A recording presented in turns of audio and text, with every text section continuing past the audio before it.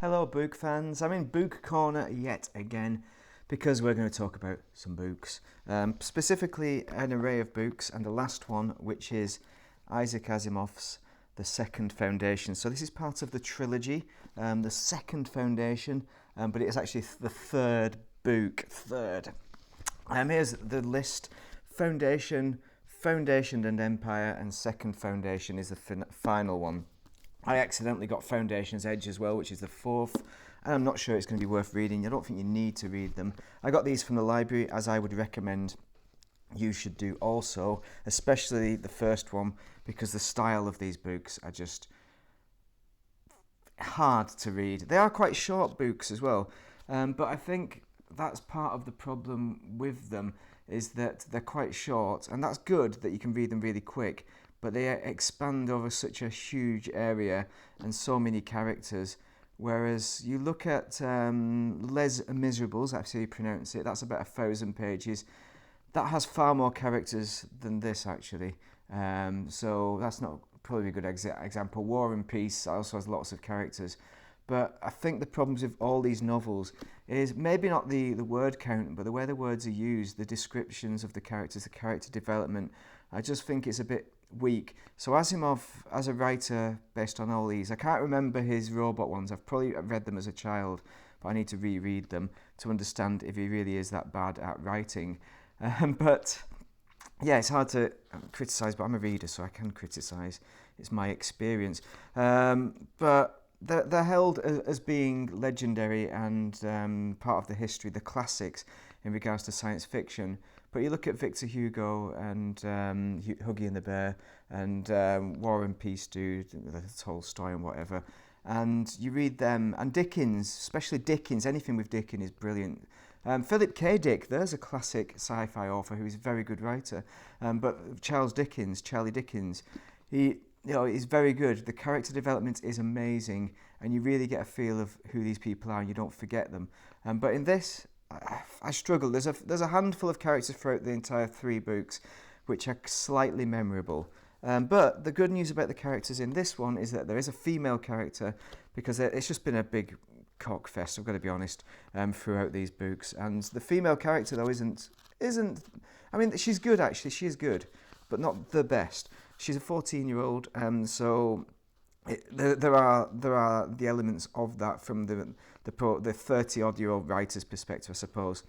But the most annoying bit is the way they perceive her as a child, which she is a child, yeah, but there's 14 and there's 14, and she's of the kind of mental, kind of the mindset where she is quite mature in the way she sees things, the way she analyses people, the way she observes things, the way she structures stuff and plans things is pretty adept for a 14-year-old.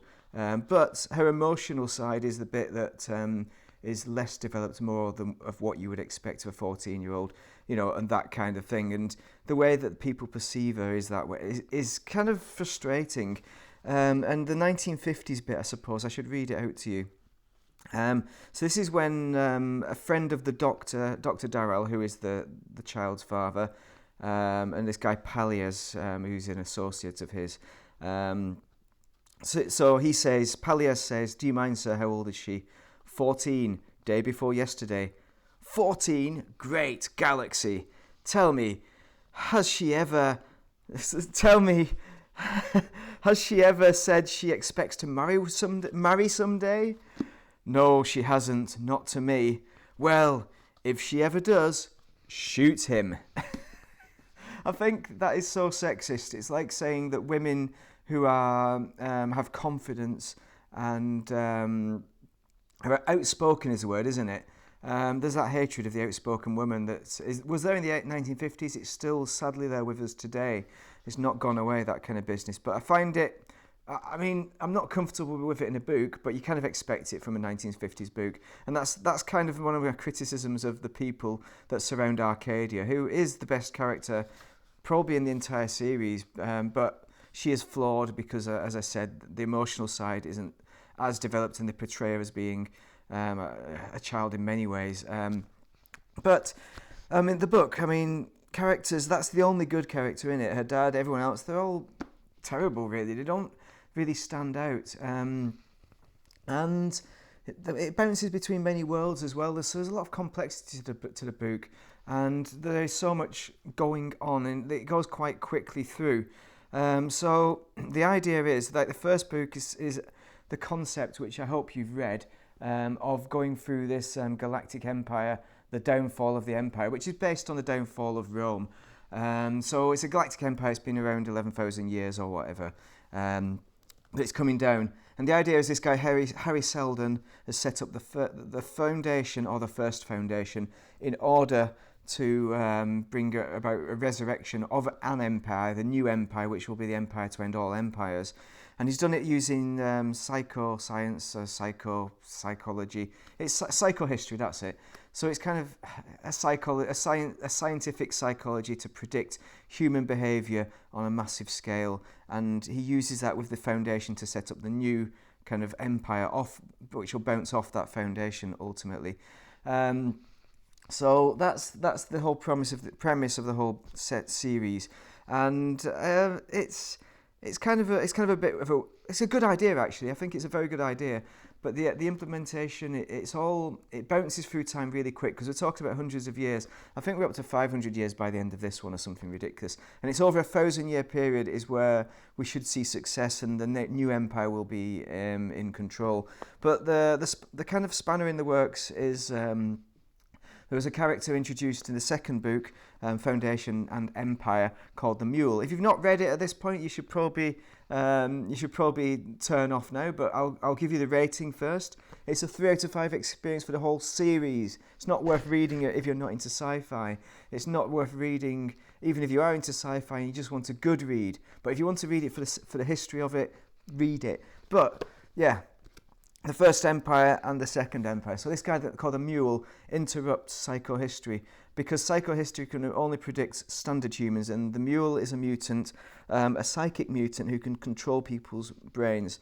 And basically he brings about his own empire, which takes over the Foundation, which at this point in the second book is pretty much the empire that's starting to take over a significant portion of the galaxy, as in the Milky Way, our galaxy. And the second foundation is about the Mule basically trying to find this second foundation. So the second foundation is a rumour and a kind of a myth. It's something that nobody knows about. It's secret. It actually comes in the second book. We end the second book with the second foundation basically having a showdown with the Mule and winning and controlling the Mule's brain, therefore the empire that he had created based off the first foundation. And then they bring back control that way. But it throws a spanner in the works of the plan, because the first foundation becomes aware of the second foundation. And the whole idea is that the first foundation doesn't have any psychohistorians on their team and has no interest in it. They just believe in Harry Seldon's plan. And the idea is they come up against massive critical events which can bring down the first foundation. And at this point, Harry Seldon, the robot Harry Seldon, the kind of video of Harry Seldon that he recorded before he dies, appears to them and tells them, well done, good job, here's what you do kind of next, don't worry about it kind of thing. But this kind of stops happening by the time of the second Foundation book, and it kind of, I don't know why it disappears. It just seems a bit ridiculous, because surely his predictions would carry on and their problems would carry on throughout 1,000 years, where he would keep coming up and saying, well, with guidance to say well done and happy days and whatever. But he stops. Harry Seldon disappears. He becomes more like God basically, or Jesus perhaps, rather than the God. And people believe in him and the plan, and that keeps going. But the second foundation exists, and the first foundation know about it. So the worry is, the idea, the whole concept is that the second foundation is a psychohistoric. So they're there to promote the psychology of the human mind and the scientific advance of that side of it. The first foundation is the technology side of it, as in laser beams, gunships, blasting each other to smithereens, nuclear power or whatever. That's the first foundation. So they marry together. So the first foundation could easily destroy the second foundation, because they're all about psychology. But the second foundation can assist or control the first foundation with their psychology. And that's what the first foundation are worried about. And that's why this book exists. And that's what it talks about. This sketchy second foundation and what they're getting up to. and how to fight them. And the first foundation, people within the first foundation want to fight the second foundation and beat them and destroy them. So if you destroy the second foundation, that means the whole future of the galaxy is in question, because you no longer have Harry Seldon's plan. Because a plan means that they need to be ignorant of the second foundation for it to work. So the second foundation have a crazy plan, and I mean, does it work? Does it not work? Well, you need to get to the end. But the end, it's the thing is with Asimov's books, there's a lot of flip-flopping, a lot of plot twists, and it gets annoying at stages. I think it's good to do one, maybe even two, but I think 3 is excessive, and a million. I'm just lost at how many twists there are in this book. But by the end of it, I was all twisted out, and I thought, well, whatever, do what you do. But I think it does end critically. It ends well, so you will be happy. You don't need to read any more once you've finished reading this, because you will have an ending that you can be content with. But it's Isaac Asimov, so it's the reading, the writing is pretty poor. So, but the ideas are very good, and the twists are also okay as well. But just too many of them. The other thing that I found actually frustrating and confusing for me was that you have 2 planets. So you've got Terminus and you've got Trantor. So Trantor is the base of the old empire. Terminus is the base of the first foundation, as in the new empire. And they kept interchanging the two, and at times I got confused about which one's which. So that's the guide. I mean, with characters as an author, I think one of the top tips that I hear from authors, is that you don't name your characters by the same first letter. So you don't have a Florence, and you don't have a Florentine or a Frederick or a Fluella in that book. I'd say the same with home planets, especially if they do exactly the same thing. They're the base of an empire, or a historic base of an empire, or a future base of an empire. So there's a lot of frustration in reading this book, but the good thing about it, and the only reason I'd recommend people who really want to read it, is because it's really short. It's not like the proper classic books where it should be longer. And I think if it was longer and there was more character development, more description of the worlds and that, I mean, the descriptions are pretty good, but are pretty bare. Like Trantor, what is it, Terminus? Trantor, yeah, Trantor's full of metal, but it's become destroyed by this second book and it's become an agricultural world. But it's still got the metal which they recycle into other worlds, which is very good, because in the real world, that's what would happen, isn't it? You would recycle the rarer elements, the metals and all that, and any other elements that can be used on other worlds. So that, I think there's a lot of... The science behind this is pretty good. That is the one thing to recommend it. I mean, it is very 1950s. You're not going to have LCD displays and all that. It's all based on 50s technology. So nuclear power is at the very pinnacle. And it doesn't have chaos theory. So anyway, that is the book. 3 out of 5 experience.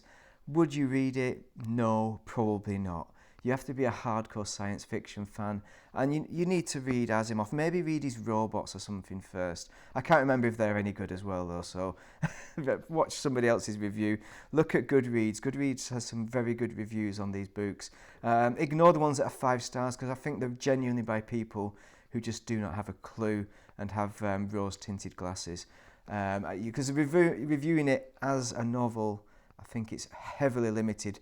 3 out of 5 is an experience, is as good as it's going to get. I'd say if you're going to read it as a non-science fiction book, 1.5, maybe 2 out of 5 at a push, ignoring the science fiction bit. So there we go. That's the book. That's the series, Isaac Asimov. Have you finished it? Yes, I have. I'm kind of glad I've finished it, but now I've got this other book. Do I read Foundation's Edge? Well, my chum said I don't have to read it, so I might just return it to the library, but it's 300 pages, wow. But I might read it, so look out for that, or don't. Anyway, thank you very much for watching, and have a most excellent day.